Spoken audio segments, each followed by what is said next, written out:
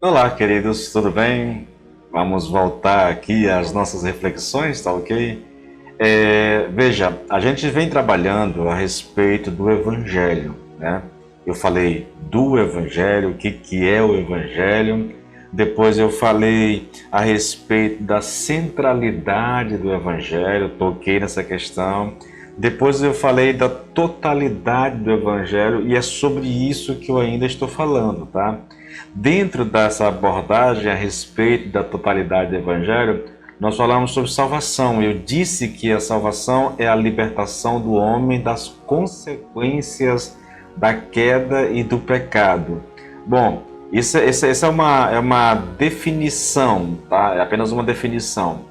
Agora, o que significa realmente essa questão da salvação?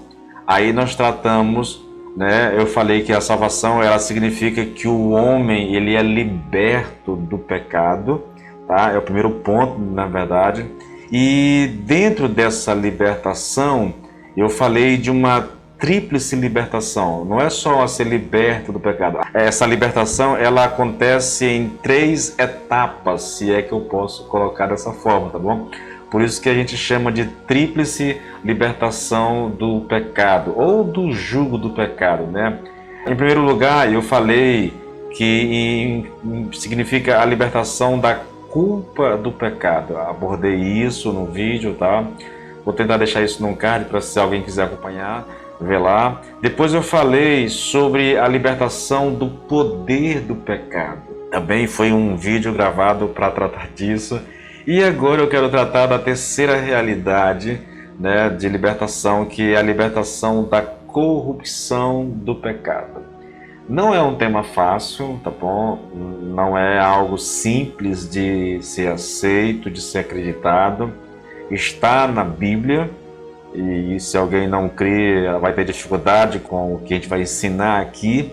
Quando eu digo, querido, que ser liberto do pecado inclui a libertação da corrupção do pecado, é importante que a pessoa tenha em mente primeiro o que é essa corrupção do pecado, né? A corrupção aqui, querido, é a ideia do pecado na natureza humana, tá?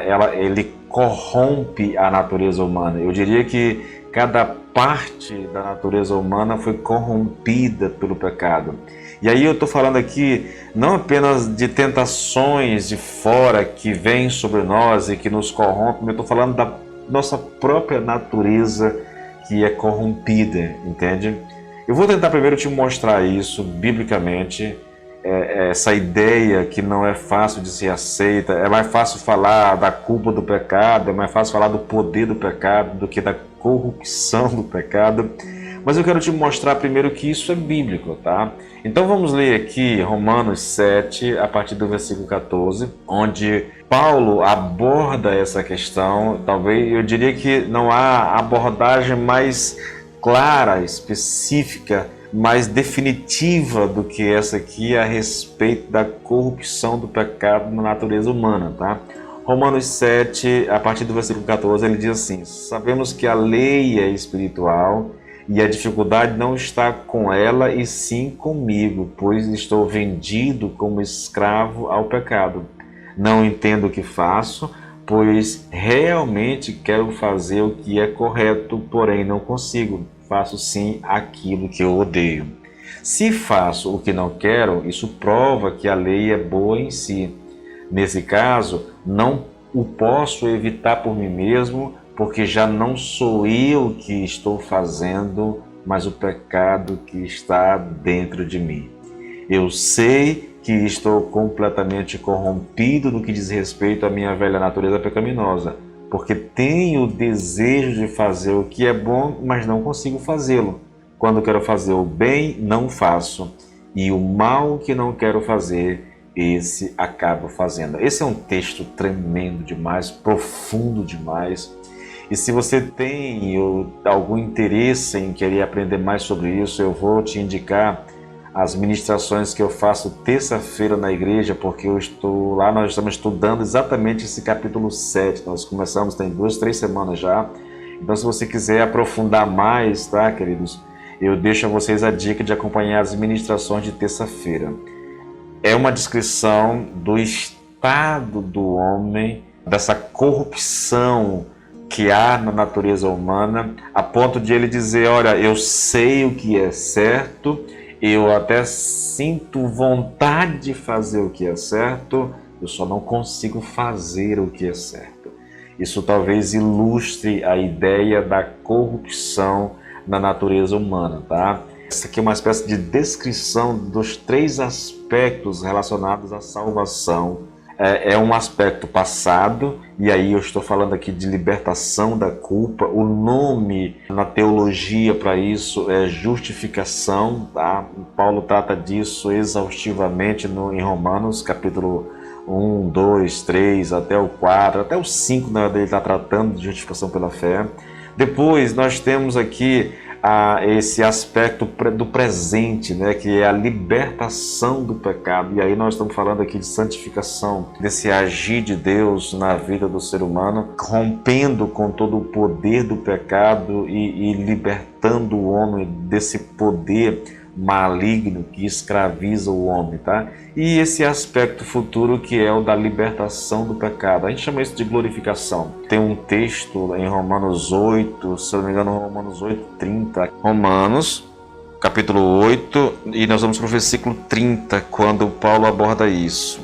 Começando no versículo 29. Porquanto aos que de antemão conheceu, também os predestinou para serem conformes à imagem do seu Filho, a fim de que ele seja o primogênito entre muitos irmãos. Agora vem um texto. E aos que predestinou, a esses também chamou. E aos que chamou, a esses também justificou. E aos que justificou, a esses também glorificou. E nós temos um texto aqui que aborda essa questão. Aqui Paulo não fala da santificação, né? Ele passa da justificação direto para a glorificação. O fato é, querido, que a mensagem do Evangelho, o Evangelho como um todo, ele abarca a vida do ser humano dessa forma, entendeu? Então, ele traz para nós essa salvação, ele traz para nós essa libertação, ele traz para nós a quebra do poder do pecado na vida da pessoa.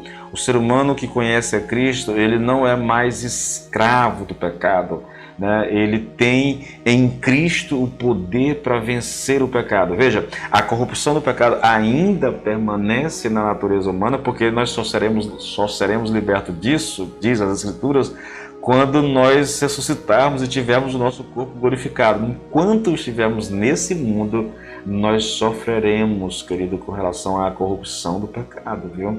Por mais que a gente ame a Deus, por mais que a gente creia em Deus e queira viver para Deus uma vida agradável, nós ainda estamos sujeitos ao pecado. Você quer um exemplo disso? 1 João, lá no capítulo 1 mesmo de 1 João, João fala disso assim de uma forma bem interessante. Ele diz assim, olha, se dissermos que não temos cometido pecado, fazemo-lo mentiroso e a sua palavra não está em nós. Porque o pecado, por mais que eu creia em Cristo, por mais que eu me esforce, que eu procure viver em santidade, o pecado fará parte da minha vida nesse mundo, por causa da corrupção do pecado na minha vida.